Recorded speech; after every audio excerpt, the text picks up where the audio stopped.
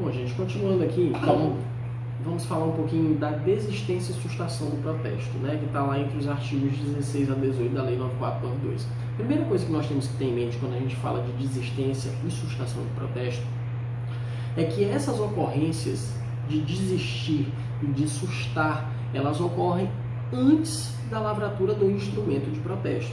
A desistência se dá quando o credor ele desiste do protesto, seja porque o devedor foi lá e negociou a dívida, ou ele desistiu mesmo, e a sustação se dá por vias judiciais, tá? Ou seja, o devedor tomou conhecimento de que houve um apontamento, antes da lavratura do instrumento de protesto, ele foi lá e conseguiu uma decisão para que aquele protesto fosse sustado. Então, artigo 16. Antes da lavratura do protesto, poderá o apresentante retirar o título ou documento de dívida, pague os emolumentos e demais despesas. Então, esse é o caso da desistência. Então, o credor, ele desistiu de que o título fosse efetivamente protestado. Então, se ele desiste, ele arca com as custas, né, os emolumentos e as demais despesas. Permanecerão no tabelionato à disposição do juízo respectivo, artigo 17, os títulos ou documentos de dívida cujo protesto for judicialmente sustado. Então, houve um pedido para protesto, o devedor ele ingressou com uma ação judicial, disse assim, olha, essa dívida eu não devo pagar, qualquer motivo que seja, o juiz vai lá dar uma decisão para sustar o protesto. E aí os documentos relativos a essa dívida vão ficar lá à disposição do juízo. Parágrafo 1º. O título do documento de dívida cujo protesto tiver sido sustado judicialmente só poderá ser pago, protestado ou retirado com autorização judicial. Então, no caso da sustação, se o título ele foi sustado judicialmente, né, esse título de documento de dívida, ele só vai poder ser pago, ele só vai poder ser protestado, ou ele só vai poder ser retirado com autorização judicial. Por quê? Porque existe um processo judicial em curso sobre esse título, sobre essa dívida. Parágrafo 2º. Revogada a ordem de sustação, não há necessidade de se proceder à nova intimação do devedor. Então, olha só. Teve um apontamento, houve uma intimação. O devedor recebeu a intimação, ele ingressa com processo judicial. Juiz susta o protesto, né? Suspende o protesto. Então, o instrumento de protesto não vai poder ser lavrado após o 3º dia útil, né? Então, se houve uma revogação dessa decisão de sustação do protesto, ou seja, o juiz sustou, mas depois ele retirou essa decisão de sustação, não é necessário que haja nova intimação do devedor, porque ele já foi intimado, entendeu? Ele foi intimado, houve uma decisão para suspender os efeitos daqui, né? Sustou o protesto, mas essa decisão caiu, o devedor não vai precisar ser intimado novamente, sendo a lavratura e o registro do protesto efetivados até o 1º dia útil subsequente ao do recebimento da revogação, tá? Salvo se a materialização do ato depender de consulta a ser formulada ao apresentante, caso em que o mesmo prazo será contado da data da resposta dada. Tá legal? Então, olha só. Houve uma decisão de sustação. Essa decisão cai. A lavratura e o registro do protesto, ele vai ser lavrado, efetivado, até o 1º dia útil subsequente, o 1º dia depois, o recebimento dessa revogação. Tá? O recebimento da comunicação em que houve a queda dessa decisão de sustar o protesto, tá? Só não vai acontecer no 1º dia útil se, por algum acaso, para a lavratura e registro desse protesto depender de alguma coisa, de algum elemento, de alguma materialização que o credor tenha que apresentar. Aí não tem como. O juiz vai mandar ouvir o credor e vai dizer, olha, me dá os elementos para eu mandar lavrar o protesto, tá? Tornada definitiva a ordem de sustação, aqui é outro caso, que é o parágrafo 3º.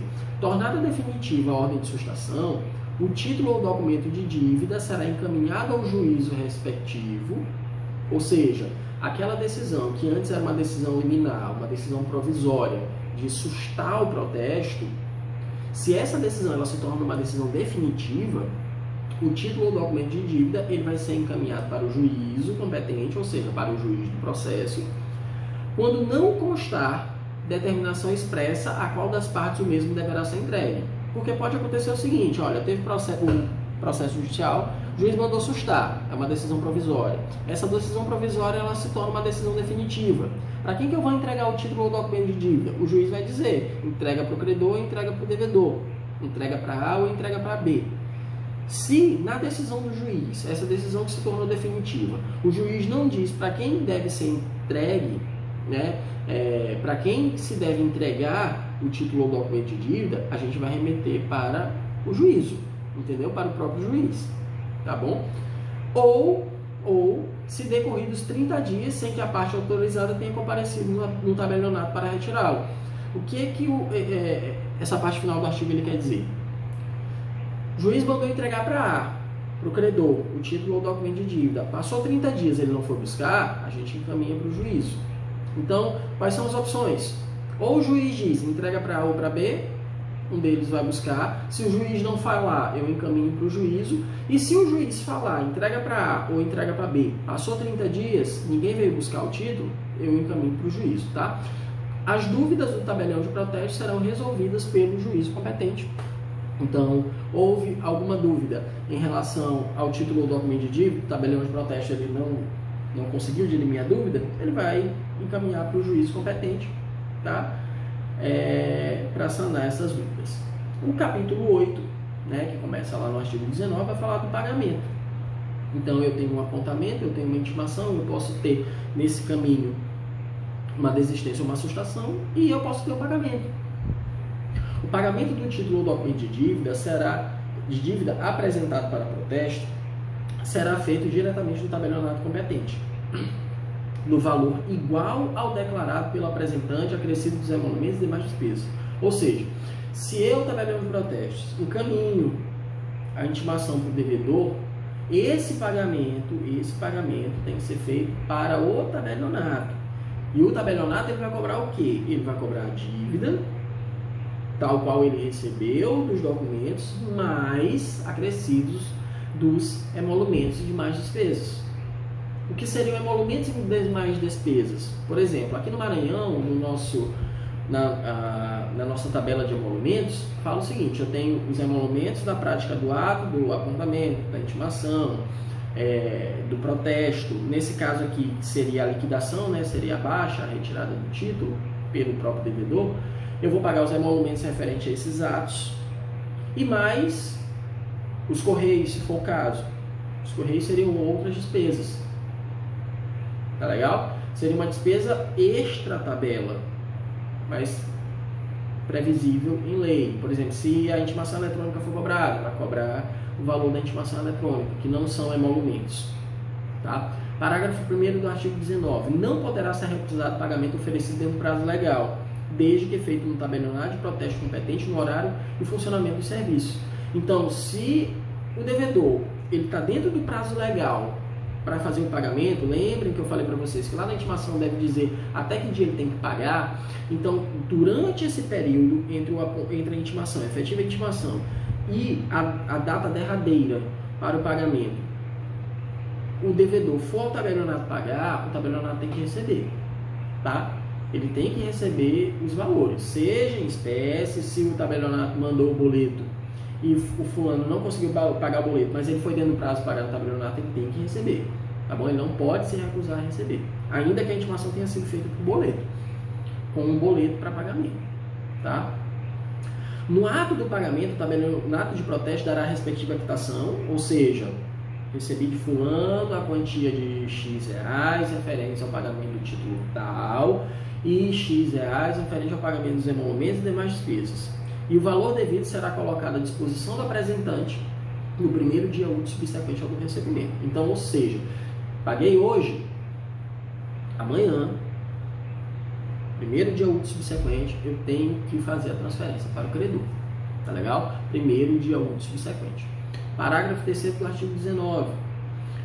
Quando for adotado sistema de recebimento de pagamento por meio de cheque, ainda que de emissão de estabelecimento bancário, a quitação dada pelo tabelionato fica condicionada à efetiva liquidação.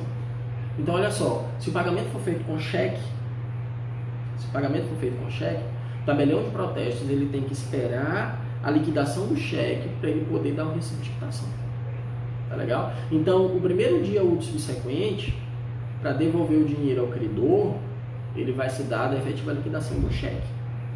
Tá? Então, eu recebi o cheque hoje, amanhã ele vai compensar, então depois de amanhã a gente dá a quitação, porque a gente já sabe que o cheque foi compensado.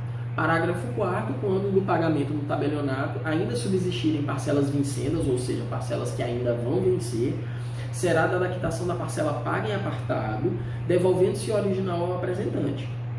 Tá? Então, olha só, o tabelião de protesto, ele dá a quitação daquilo que está sendo pago para ele. Então, digamos que eu tenho uma dívida de 10 parcelas e eu estou sendo protestado. Se eu paguei a parcela 1, o tabelião de protesto vai me dar a quitação da parcela 1. Se eu paguei as parcelas 1, 2 e 3, ele vai me dar a quitação das parcelas 1, 2 e 3. Tá legal? Então, a 4, 5, 6 até a 10, ele não vai poder me dar a quitação porque eu não paguei efetivamente essas parcelas. Tá legal? Feitas essas considerações, a gente encerra aqui a fase, digamos assim, procedimental antes da lavratura do instrumento de protesto. Tá legal?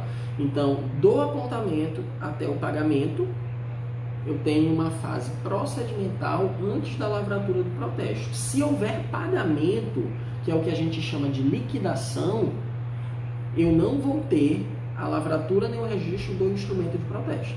Tá legal? Então, até o pagamento, eu tenho uma fase procedimental que vai do apontamento à liquidação, ou a baixa do título, como alguns chamam, tá?